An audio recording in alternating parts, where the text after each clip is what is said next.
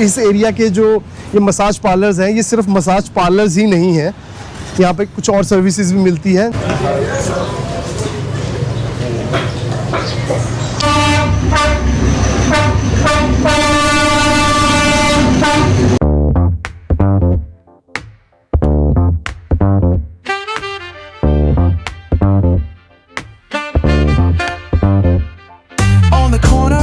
Where the shadows creep, whispers of the city, secrets they keep. Underneath the street lamps steady burn. Life's a game of dice, wait in your turn. City lights shine, but they never show. Hello दोस्तों, कैसे हैं आप लोग? I hope आप सब ठीक होंगे। तो दोस्तों स्वागत है आपका एक और नई वीडियो में, मेरी travel series 9 country in 30 days.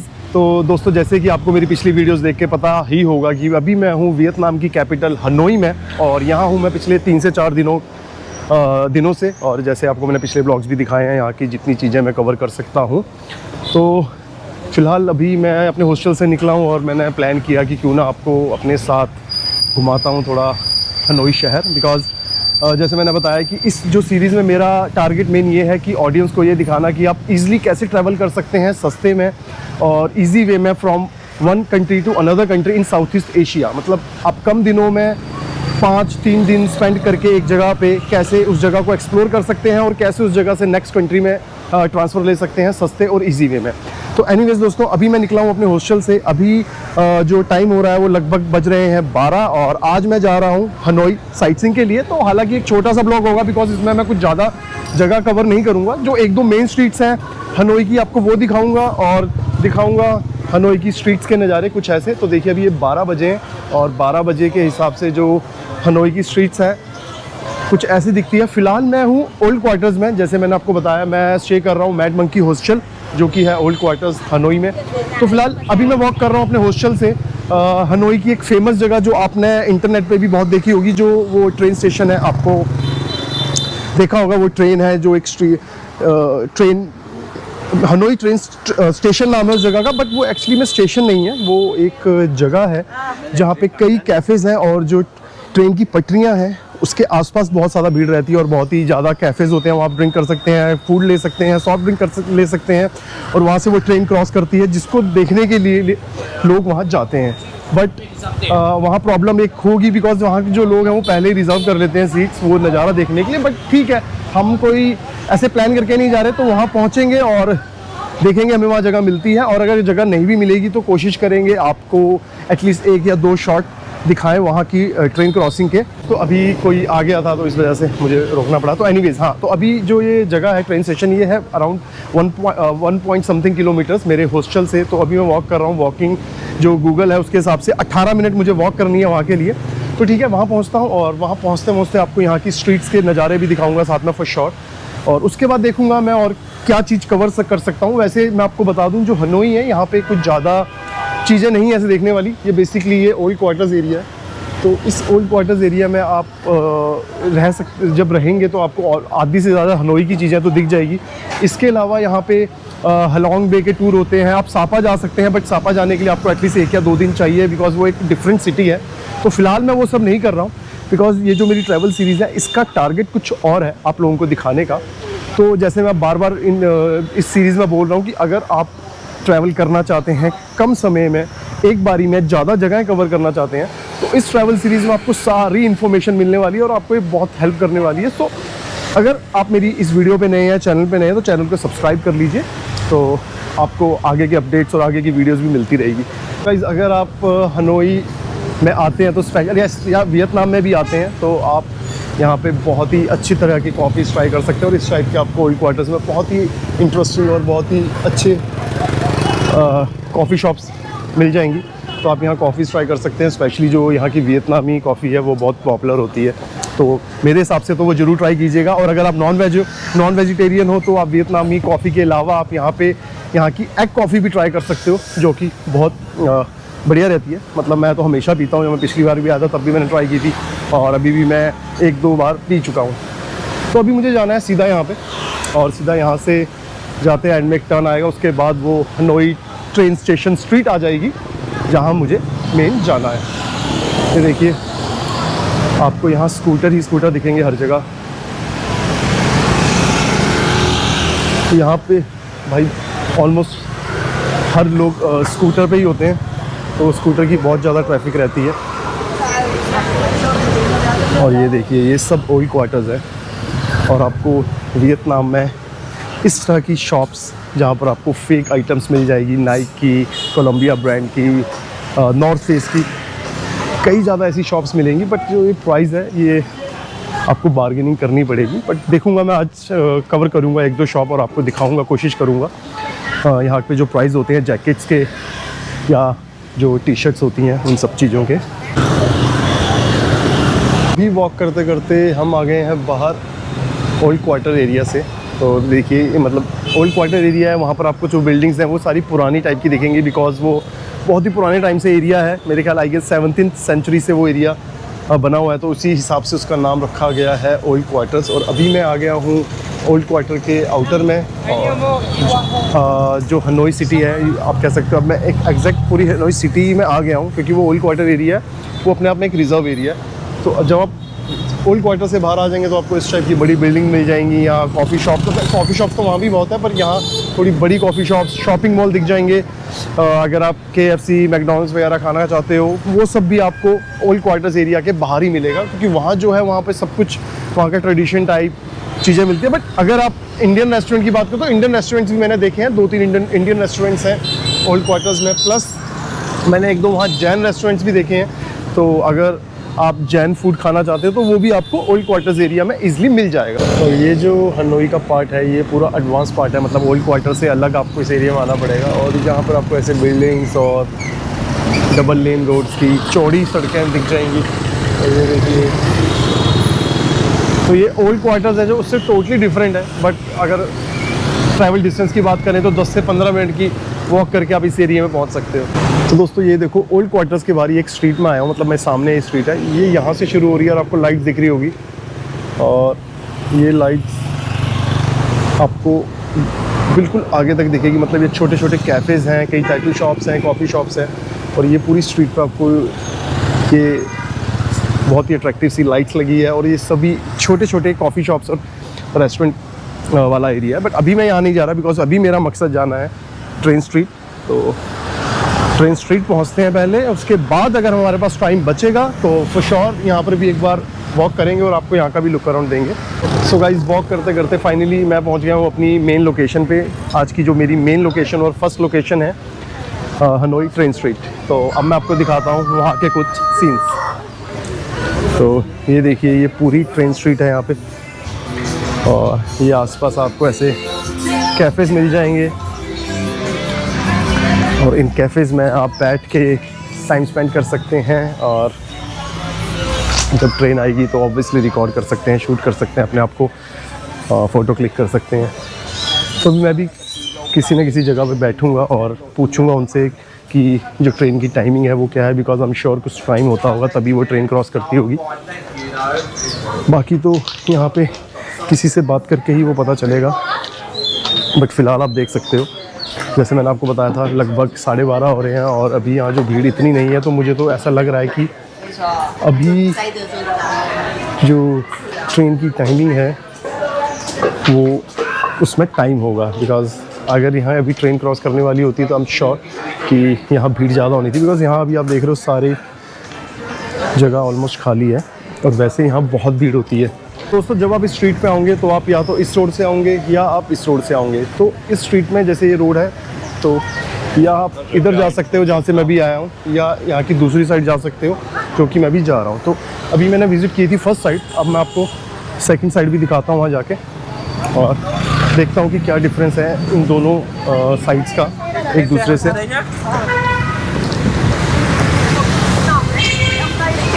बाकी मैंने अभी वो पता नहीं किया है कि ट्रेन की टाइमिंग क्या है, वो हम उनसे पता करेंगे जहाँ पर हम कहीं बैठने का प्लान करेंगे। फ़िलहाल मैं आपको यहाँ के कुछ सीन्स दिखा रहा हूँ। तो ट्रेन टाइमिंग तो मुझे पता चल गई है। जो ट्रेन की टाइमिंग है वो लगभग 2.5 घंटे बाद है। तो अब लेट्स सी मैं वेट करता हूँ या नहीं करता, बट मेरा प्लान तो है वेट करने का। बट आपको मैं और थोड़ा आगे आ गया हूँ, वहाँ के सीन दिखा रहा हूँ। तो ये स्ट्रीट अपने आप में ही बहुत ही ज़्यादा अट्रैक्टिव है, मतलब हर जगह आपको ये लाइट्स और ये छोटे छोटे कैफ़ेज़ मिल जाएंगे पटरी के साइड में।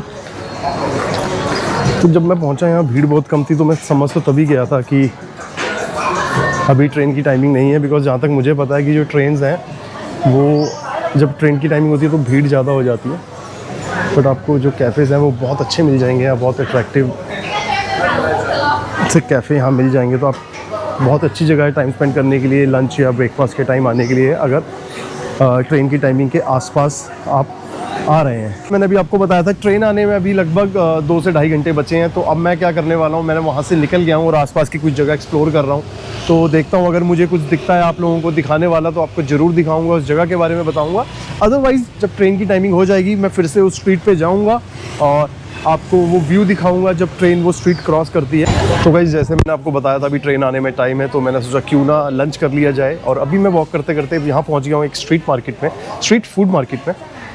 और यहाँ मैं अब थोड़ा टाइम स्पेंड करूँगा और करूँगा पेट पूजा। और सोच रहा हूँ यहाँ पे कुछ वियतनामी चीज़ ट्राई की जाए, तो आपको भी दिखाता हूँ एक बार ऑर्डर करके, और प्राइस बताता हूँ कि अगर आप स्ट्रीट फूड मार्केट में कुछ खाना ऑर्डर करेंगे तो क्या प्राइस पड़ता है। बिकॉज जो टूरिस्टी एरिया है, ओल्ड क्वार्टर्स और कोई जो बड़े रेस्टोरेंट्स होते हैं उसके कंपैरिजन में तो ये बहुत सस्ता होगा। तो आपको भी दिखा दूंगा मैं आपको यहाँ की नॉर्मल स्ट्रीट फूड में मार्केट जो होती है उनमें प्राइस डिफरेंस कितना रहता है। तो चलते हैं, इस जगह पे बैठने का मैंने प्लान किया है, तो चलते हैं यहाँ और आपको दिखाते हैं यहाँ का मेन्यू और करते हैं कुछ ट्राई। बाकी इसके अलावा अगर आप हनोई आएंगे तो आपको इस टाइप की फ्राइड पोर्क या चिकन मिल जाएगा। अगर आप पोर्क खाते हैं तो पोर्क ट्राई कीजिए, चिकन खाते हैं चिकन ट्राई कीजिए। तो कल मैंने खाया था ये, और इसकी जो उन्हें चार्ज किया था 10,000 डाउन किए थे चार्ज, जो कि 30-40 रुपये होता है। बहुत टेस्टी था चिकन। तो आप आओगे तो ज़रूर ये जब आप देखेंगे फ्राइड चिकन या पोर्क आप ज़रूर ट्राई कीजिएगा। बाकी मैं आपको मेन्यू दिखाता हूँ और फूड ट्राई करके भी आपको उसका रिव्यू दूँगा। और ये देखिए, ये इस टाइप के ब्रेड्स होते हैं यहाँ पे, बहुत पॉपुलर है। आप जब भी यहाँ वॉक करेंगे हनोई या पूरे वियतनाम में आपको हर जगह मिल जाएंगे। तो जैसे बीफ ब्रेड है, चिकन ब्रेड है, तो मैंने ये ऑर्डर करने वाला हूँ मैं, जो मैं ऑर्डर करूँगा क्योंकि मैं चिकन खाता हूँ। और इसके अलावा आपको स्प्रिंग रोल मिल जाएंगे, ड्रिंक्स मिल जाएगी। तो वाइस देखो यहाँ पे आपको इस टाइप के 2 लाख का नोट, 50,000 का नोट, 1 लाख का नोट भी मिलेगा। तो जब आप वियतनाम आओगे तो स्टार्टिंग में तो थोड़ा कंफ्यूज हो जाओगे यहाँ की करेंसी को लेके, बिकॉज बहुत बड़ी करेंसियाँ होती हैं यहाँ पे। 2 लाख सबसे बड़ा आई गेस 2 लाख का नोट है, उसके बाद 1 लाख, 50,000, 20,000। बट जो प्राइस है वो नॉर्मली जो दूसरी टूरिस्ट डेस्टिनेशन है उनके बराबर ही रहता है, तो ज़्यादा कुछ फ़र्क नहीं है। बट जो करेंसी का नोट है वो बहुत बड़े बड़े नोट मिलेंगे। तो स्टार्टिंग में 1-2 दिन तो आप लोगों को इसी में कन्फ्यूज़न रहेगी कि करेंसी मतलब कैसे यूज़ करनी है यहाँ, बिकॉज कभी कभार ये बहुत कंफ्यूजिंग हो जाता है। सो गाइस खाना खा के अभी मैं हो गया हूँ फ्री, और वॉक करते करते वापस मैं पहुँच गया हूँ जो ट्रेन स्ट्रीट है हनोई की, वहाँ पे। तो अभी फ़िलहाल जो ट्रेन की टाइमिंग है वो 3:15 बता रहे हैं, और उस 3:15 में भी अभी लगभग 35 मिनट बचे हैं। तो ठीक है, अब यहाँ किसी कैफ़े में बैठते हैं, वेट करते हैं, और ट्रेन आएगी तो आपको दिखाएँगे ज़रूर। तो जैसे मैंने आपको कहा था ट्रेन टाइमिंग के साथ साथ यहाँ थोड़ी भीड़ भी हो जाएगी, जो कि मुझे दिख रही है, टेबल्स लगे हुए हैं अब।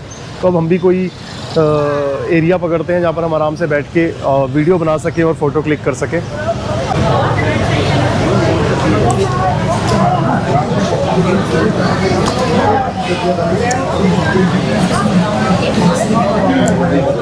सो गाइस अभी मैं बैठ गया हूँ यहाँ पे एक जो ट्रेन की पटरी है उसके साइड में। जैसे आप देख सकते हैं ये हमारा टेबल है और ये पटरी है, और ये जैसे मैंने बताया टाइम के साथ साथ यहाँ भीड़ हो जाएगी, और भीड़ हो गई है। तो अब मैं दिखा देता हूँ अगर आप यहाँ बैठते हैं तो आपको किस टाइप का मेन्यू और कितना बिल होता है। तो यहाँ पर जो बियर है वो 50,000 डाउन की है, और अगर आप बाहर की बात करोगे तो बाहर ये बियर आपको 40 या 35,000 में मिल जाएगी। तो कुछ ज़्यादा फ़र्क नहीं है। बाकी ये फूड मेन्यू है यहाँ का। इसके अलावा यहाँ पे आपको जूस मिल जाएगा 1,20,000 डाउन का, वर्जन मेजिटो, वाइन मिल जाएगी 1,80,000 की, लॉन्ग आइलैंड मिल जाएगा, आइस टी मिल जाएगी 2 लाख की। तो अब मैं यहाँ वेट करता हूँ थोड़ा ट्रेन आने का, और जैसी ट्रेन आएगी आपको ऑब्वियसली मैं शॉट दिखाऊँगा।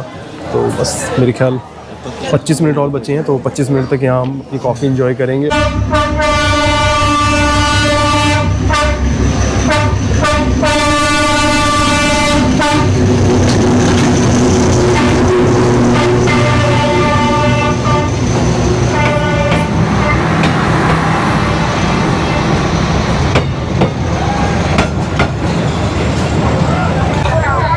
और भाई ये देखो भीड़ ट्रेन जाने के बाद आपको हर जगह लोग ही लोग दिखेंगे। मतलब आधे से ज़्यादा हनोई के टूरिस्ट इस टाइम यहाँ पर प्रेजेंट है ये नज़ारा देखने के लिए।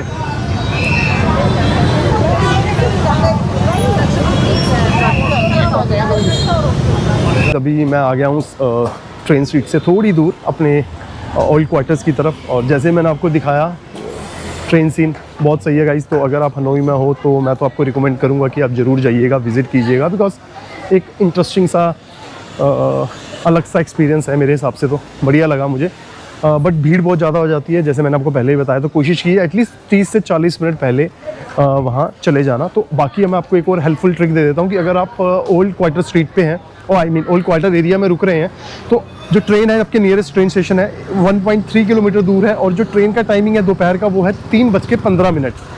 तो 3:15 जिसमें मैंने भी विजिट किया था। तो आप भी इस टाइम पे जाइएगा, आपको मैं एडवांस में बता रहा हूँ ताकि आप उसी हिसाब से अपना प्लान बना पाए। बाकी इसके अलावा वीडियो में अभी आपको पूरी जो डेली की उस जो वो स्ट्रीट है उसकी जो लिस्ट है ट्रेन टाइमिंग की, वो भी मेंशन कर दूंगा मैं, ताकि आप लोग उसके अलावा अगर आप किसी और टाइम पे जाना चाहते हैं तो उस टाइम पे जाके वहाँ एक्सपीरियंस ले सकते हैं।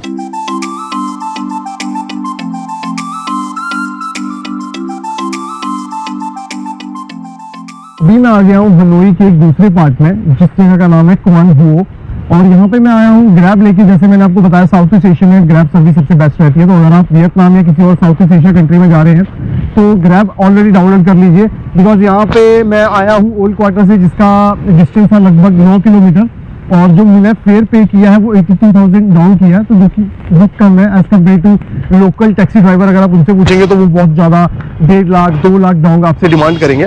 तो हालांकि मैं आपको इस एरिया के बारे में बता देता हूँ, ये जो एरिया है ये बहुत ही ज़्यादा मॉडर्न और बड़ी बिल्डिंग्स वाला एरिया है हनोई का।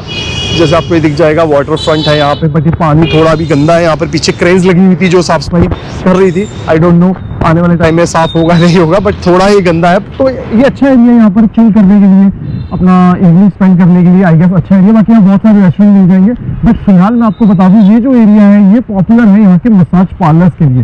तो जैसे अभी आपको दिख रहा है मेरे सामने, ये देखिए ये पूरी बिल्डिंग एक मसाज पार्लर है जिसका नाम है टाइटन मसाज। तो ये जो क्वान हो एरिया है ये फेमस है मसाज पार्लर्स के लिए, और ये जो मसाज पार्लर्स है ये हनोई में नहीं पूरे वियतनाम में बहुत मशहूर है। तो अगर आप लोग मसाज लेने का शौक रखते हैं तो आप इस एरिया में जरूर आइएगा। मैं मसाज लेने नहीं आया हूँ, मैं जस्ट यहाँ एक्सप्लोर करने आया हूँ, क्योंकि जैसे मैंने आपको बताया इस मेरी सीरीज में मैं हर सिटी में, हर देश की हर सिटी में थोड़े थोड़े दिन रुकूंगा। तो मैंने कहा चलो क्यों ना एक एक्सपीरियंस लिया जाए, तो मैं एक्सपीरियंस लेने के लिए आया हूँ। बट मैं मसाज नहीं लूँगा, बट मैं अभी अंदर जाऊँगा इस टाइटन मसाज पार्लर के और चेक करूँगा रेट और सर्विसेज ये किस टाइप की देते हैं, और अगर ये मुझे अलाउ करेंगे वीडियो बनाने का तो मैं वीडियो बनाऊंगा, अदरवाइज मैं आपको बाहर आके इसके प्राइजेस बता दूंगा। और इसके अलावा यहाँ एक और बहुत फेमस है, वो है टोक्यो मसाज। वो थोड़ा यहाँ जाके थोड़ा 100 या 200 मीटर आगे है, वहाँ भी एक बार मैं विजिट करूँगा, और अगर अलाउ किया उन्होंने तो मैं आपको वहाँ के भी प्राइस लिस्ट बता दूंगा, ताकि आपको ईजी हो जाए कि आपको किस मसाज पार्लर में जाके सर्विसेज लेनी है। तो ठीक है, मैं कोशिश करता हूँ अगर ये रिकॉर्डिंग अलाउ करेंगे तो मैं आपको प्राइस बताऊंगा, और तो मैं अंदर वीडियो बनाऊंगा, अदरवाइज मैं आपको बाहर आके प्राइसेस बता दूंगा। अभी मैं टाइटन पार्लर गया था, तो जैसे मैंने आपको बताया ऑब्वियसली यहाँ रिकॉर्डिंग अलाउड नहीं है, ये नहीं अलाउ करते रिकॉर्डिंग। तो हाँ, ये बेसिक मसाज नहीं है गाइज, तो ऑब्वियसली मैं तो बिल्कुल ही नहीं लेने वाला, क्योंकि उस टाइप की सर्विसेज मैं ये चीज़ें एक्सपीरियंस करने नहीं आता हूँ दूसरी कंट्रीज़ में, जैसे मैं हर ब्लॉग में बोलता हूँ। और मैं आप लोगों को भी बोल रहा हूँ इस ब्लॉग में कि ये जो मसाज पार्लर्स है ऑफकोर्स ये बहुत पॉपुलर है, बट मुझे भी यहाँ जाके पता चला कि ये पॉपुलर सिर्फ मसाज के लिए नहीं है, मतलब और भी कई सर्विसेज ये देते हैं। तो I don't want to discuss that in this blog. So हाँ, अगर आप लोग हर टाइप की सर्विसेज चाहते हैं तो you definitely should go there. तो जो अगर हम प्राइस की बात करें तो अराउंड 60 USD आपको वो जो इनकी टॉप सर्विसेज होती हैं वो प्राइस रहेगा, और जो स्टार्टिंग होता है वो होता है 30 to 40 USD। सो जैसे कि मैंने पहले ही बोला, मैं आज ज़्यादा डिटेल में नहीं बताऊंगा, बिकॉज ये मेरी टाइप की चीज़ें नहीं है, और ना ही मैं इन चीज़ के बारे में डिस्कस करना चाहता हूँ।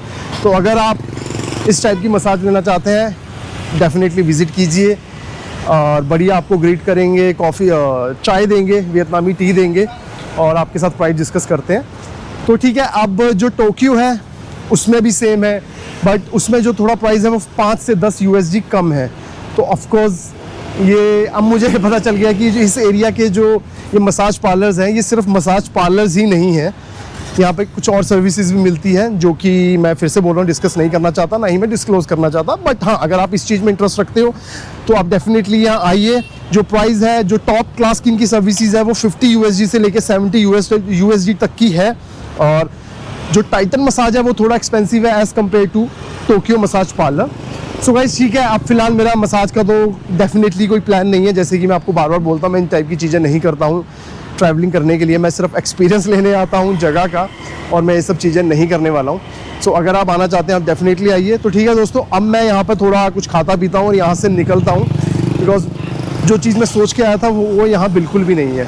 तो यार अब मैं फाइनली पहुँच गया हूँ अपनी लास्ट लोकेशन पे आज की, जो कि है हनोई के ओल्ड क्वार्टर्स की शॉपिंग स्ट्रीट। जैसे मैंने आपको बताया था लास्ट में, मैं आपको वहाँ लेके चलूँगा। तो अभी मैं आ गया हूँ फ़िलहाल वहाँ, और यहाँ से होती है स्ट्रीट की एंट्री। ये देखिए पार्किंग, स्कूटर दिखेंगे आपको यहाँ पार्किंग में। और ये देखिए पहली शॉप, और जैसे मैंने आपको बताया था ये फेक आइटम्स के लिए बहुत मशहूर है। तो ये देखिए नाइकी, एडिडास,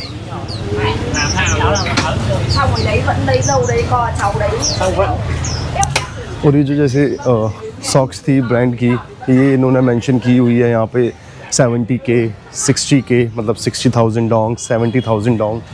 तो इस टाइप के ये प्राइसेस चार्ज करते हैं। बाकी आप बार्गेनिंग भी कर सकते हैं ईजिली। ये देखिए गुच्ची, लकोस्टे, कैल्विन क्लाइन, आपको सभी ब्रांड्स की ऑलमोस्ट सभी कॉपीज़ मिल जाएंगी यहाँ पे। ये देखिए अंडरवेयर्स, यहाँ इस टाइप की ये फुटबॉल जर्सीज़, बास्केटबॉल जर्सीज़ भी मिल जाएंगी। और ये बैग्स, नॉर्थ फेस के sweatshirts, slippers fake, North Face के इस टाइप के बैग, ये सब मिल जाएंगे। और इनका जो प्राइस रेंज है वो है, जो इन्होंने मेंशन किया हुआ है वो है 150K डोंग, मतलब 1,50,000 डोंग से लेके 2,50,000 डोंग तक के ये जो जर्सीज थी ये वो दे रहे हैं। इसके अलावा जो नॉर्थ फेस के बैग्स और जैकेट्स थी वो 500 मतलब आप 5 लाख जो डोंग होते हैं वो प्राइस इन्होंने मेंशन किया। पर जैसे मैं आपको बता रहा हूँ कि शायद आप बार्गेनिंग कर सकते हैं, वो डिपेंड करता है आपके बार्गेनिंग स्किल्स पे। बट ये इतना इजीली रेट नहीं कम करते हैं, बिकॉज यहाँ टूरिस्ट बहुत ज़्यादा हैं और कई लोग आपको पता है वो बार्गेनिंग नहीं करते हैं, वो जितना ये प्राइस बोलते हैं तो ले लेते हैं। तो इसके अलावा मैं आपको अब एक और स्ट्रीट है आगे, वहाँ लेके चलता हूँ, बिकॉज वहाँ जो रोड है उसके आसपास मतलब आपको सारी शॉपिंग वाली ये जो फेक आइटम्स है वही मिलेगी। अभी मैं आ गया हूँ एक बड़े स्टोर के बाहर, तो मैं यहाँ पर आपको अच्छी तरह ऑलमोस्ट सारी चीज़ें दिखा देता हूँ आराम से। तो ये देखिए इस तरह के नॉर्थ फेस के जो पैंट्स हैं वो आपको 200K इन्होंने मेंशन किया है। टी शर्ट्स यहाँ अंडर आर्मर वगैरह के जो फेक हैं वो 100K मेंशन किया हुआ है। और ये जर्सीज़ देखिए बच्चों की, और ये जैकेट 350K, नॉर्थ फेस वाली 550K। तो इस टाइप की आपको आइटम्स ईजिली मिल जाएंगी। और ये देखिए 80K की टी शर्ट, तो बैग्स मिल जाएंगे यहाँ इस टाइप के, स्लिंग बैग्स मिल जाएंगे, कैप्स मिल जाएंगी बहुत सारी अंडर आर्मर की, वियतनाम की।